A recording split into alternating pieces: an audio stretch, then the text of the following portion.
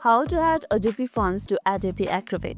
Today, we are diving into a quick guide on adding Adobe Fonts to Adobe Acrobat. Let's get started. It's simpler than you might think. First things first, make sure you are signed in into your Adobe Acrobat account. Open the PDF where you want to add a font. Make sure you have signed in to your Adobe Creative Cloud account. Open your browser and navigate to fonts.adobe.com. This is your treasured top of the fonts. Browse through the vast collection and find the fonts you love. Once you found it, click on the font, then hit Activate Font button. You will know it successfully when you see the active label pop up. However, I couldn't see this process for you because I'm not using a premium version of Adobe Acrobat. It might take a few seconds to appear, so give it a moment. If you don't see it right away. Now what you have to do is simply go to Edit PDF, tap on all tools over here, tap on it, and go to Edit PDF, which is over here.